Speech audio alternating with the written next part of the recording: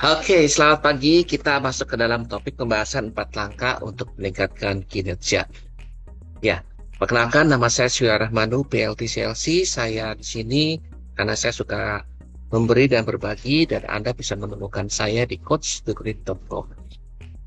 Ya, kita akan masuk ke dalam pembahasan topik utama itu. Mengapa organisasi tidak sukses ya?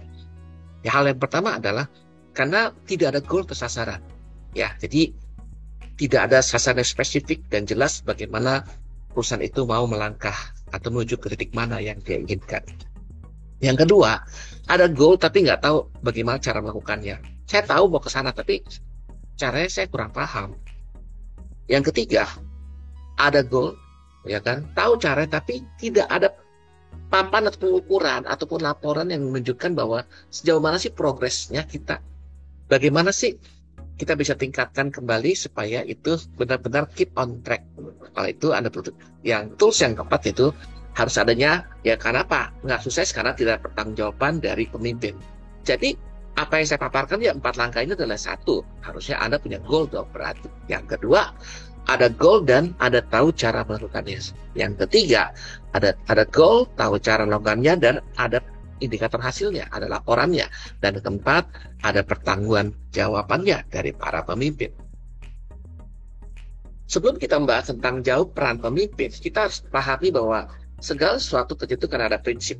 Nah, prinsip pemimpin adalah bagaimana kita harus punya paradigma atau mindset yang benar dulu. Karena mindset paradigma yang benar ini sangat mempengaruhi tindakan kita sebagai seorang leader. Ya, dan tindakan ini yang akan benar-benar mempengaruhi hasil dari apa yang kita capai. Dan dari hasil yang kita capai ini akan mendapatkan kita review untuk melihat kembali apakah sesuai dengan goal sasaran kita ini. Ada hal yang menarik yang saya ingin bagikan di luar topik itu adalah ada yang mengatakan usaha tidak pernah mengkhianati hasil atau tindakan tidak pernah mengkhianati hasil. Betul. Tetapi kalau mindsetnya salah, kalau tujuannya salah, tindakan itu tidak akan berakhir dengan tindakan yang sia-sia. Maka ini saya tambahkan, kalau Anda ingin mau sukses, garap dulu paradigmanya. Perbaiki paradigmanya, ubah menjadi perilaku-perilaku kecil, tindakan-tindakan, dan tindakan itu mempengaruhi hasil, dan hasilnya itu akan kita tinjau kembali, kita review, baik itu harian, mingguan, atau bulanan. Itu akan benar-benar mendapatkan hasil yang sempurna. Ini saya suka banget dari quotes dari John C. Maxwell ya. Dia mengatakan, leadership deals with people and their dynamics, which are continually changing. The challenge of leadership is to create change and facilitate growth. Artinya, kepemimpinan itu berhubungan dengan orang dan dengan dinamikanya mereka yang terus berubah dari waktu ke waktu. Tantangan seorang pemimpin adalah menciptakan perubahan dan memfasilitasi pertumbuhan sesuai dengan otonomi mereka sendiri. Yuk, kita mulai dengan langkah yang pertama, goal setting. Formula yang saya pakai adalah from X to Y by West. Dari titik mana Anda mulai sampai akhir dan dalam waktu berapa lama. Yuk, contohnya meningkatkan omset penjualan dari 1M ke 1,2M by Desember 2021. Ada growth 20%. Itu contoh.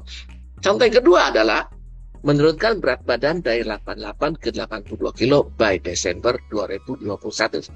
Anda lihat, kalau contoh yang pertama mindsetnya semakin tinggi, semakin baik.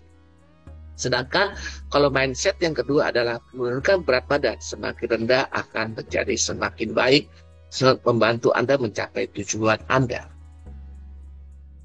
Dan sekarang kita lihat di langkah kedua, tentang papan skor atau hasil.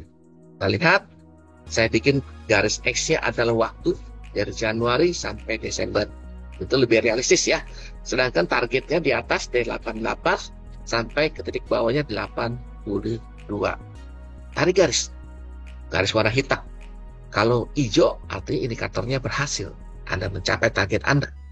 Tapi kalau yang merah, ada something wrong with you guys.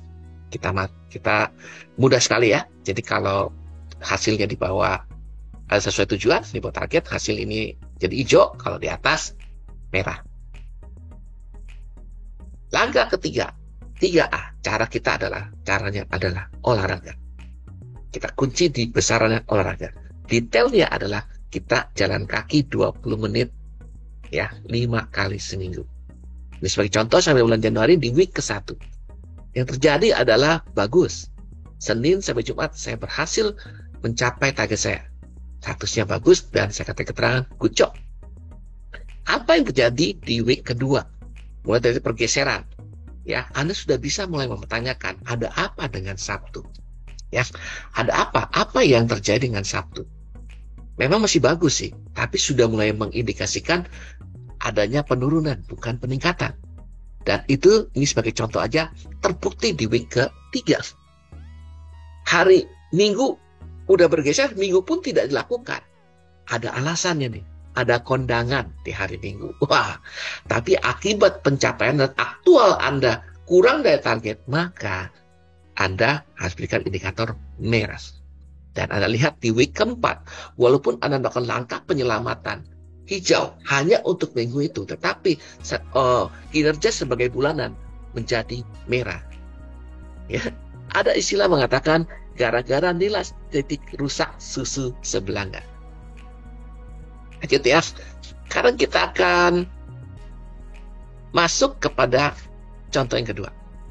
Yang kedua adalah diet. Apa yang harus dilakukan?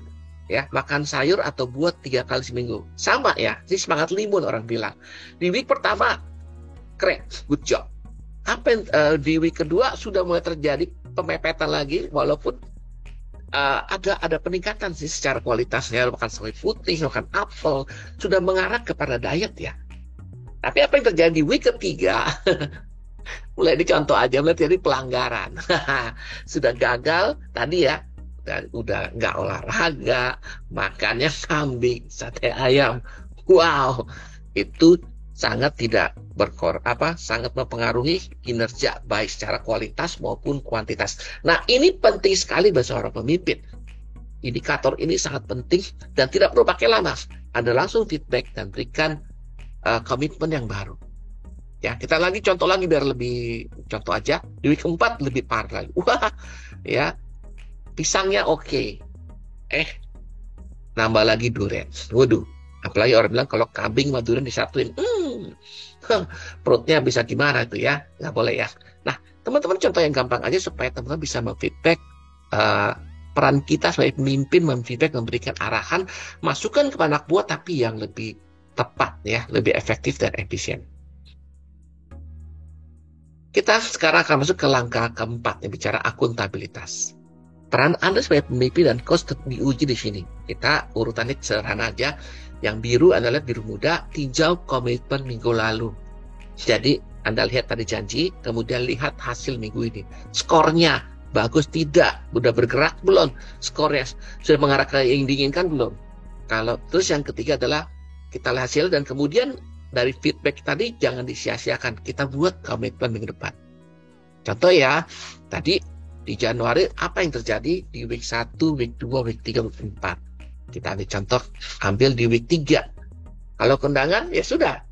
Bukan berarti kondangannya nggak boleh. Silaturahmi jangan diputuskan. Tetapi kualitas makanan yang kita jaga. Jadi kalau kondangan tidak makan kambing ataupun sate ayam atau bahan yang mengandung kolesterol. Nah, disinilah awareness baru terjadi.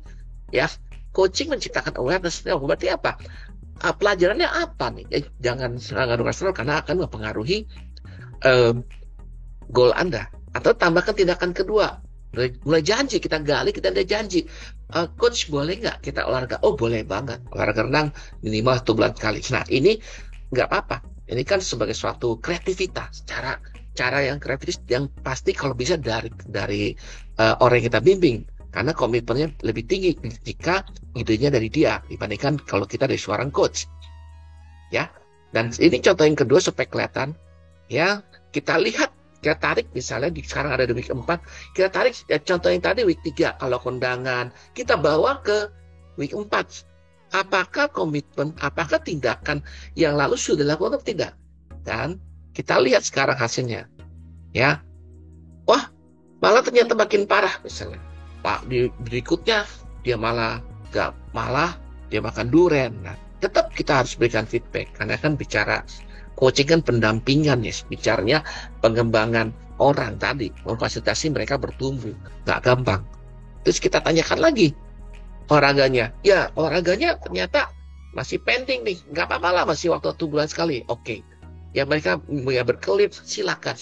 Atau pada akhirnya hasilnya akan dinikmati oleh dia sendiri. Akhirnya self-made tetap mempertanyakan tetap bahwa istilahnya ini namanya kita bertanggung jawab pada proses. Kita memberikan feedback, tapi proses mereka yang lakukan.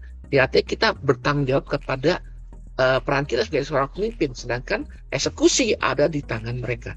Peran kita adalah memastikan mereka mengeksekusi dengan baik, yang which is pada akhirnya akan membantu kita mencapai target kita juga sebagai seorang pemimpin pada akhirnya. Dan inilah bagian akhir dari sesi singkat ya, atau micro teaching dari saya ya. Anda bisa sekali lagi bisa menemukan saya Coach Surya Rahmanu di coach2great.com, dan sampai bertemu kembali di sesi pembelajaran berikutnya. Bye bye.